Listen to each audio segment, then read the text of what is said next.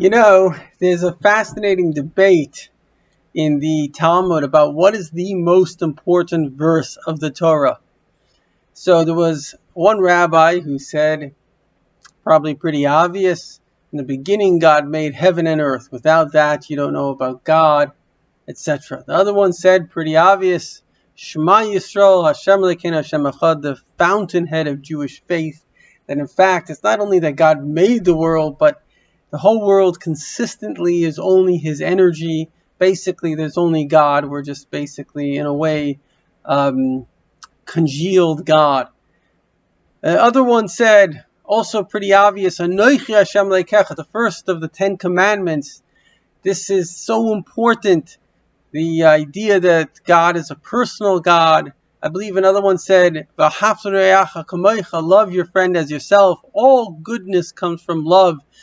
In Hebrew, the word to love, ahava, has in it the word hav, to give. The word hate has in it no, to annihilate. So the emotion itself creates the action, so important. And yet, the last one said, the most important verse of the Bible, the book where all that is good, all the ethics, all the love, everything positive, law and order came to the world, how to treat women, etc., with respect, everything comes from the Bible. And yet, he says the most important verse, and all these other great masters who truly knew the Bible and the will of God, they all agreed to him. You know what it is? Esakevas echad tasav abayker, vesakevas hasheni tasav bein ha'arbayim. Every day in the holy temple in the Beis HaMikdash, they would offer a little sheep as a sacrifice in the morning and in the afternoon.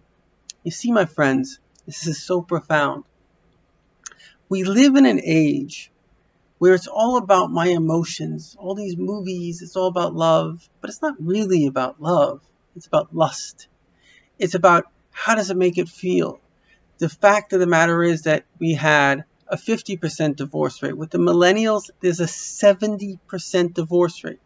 Now, what it takes to even get married, the poor woman, how many relationships, how many heartbreaks, it's beyond belief. However, 70%, you see, we used to have a basic idea, and this was the idea of this offering of the lamb daily. And the idea is that there's a responsibility that we have. God is our creator, and He has right and wrong, and we're responsible, we're obligated. One of the great psychologists, Viktor Frankl, survived the Holocaust and really observed everything up close. He says, in America, we have a Statue of Liberty. He says, we have to make a statue of responsibility. You see, when we understand that it is our duty, it is our obligation, we are chosen by God for a role.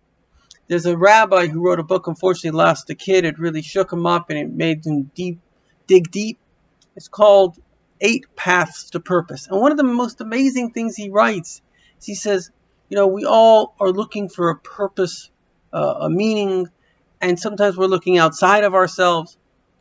What if life itself designed your purpose? What if your purpose is to figure out what God wants of you? And that's when life, it says, there's no such thing as a man without a woman. There's no such thing as a woman without a man. And there's no such thing as both of them without submitting to the will of God.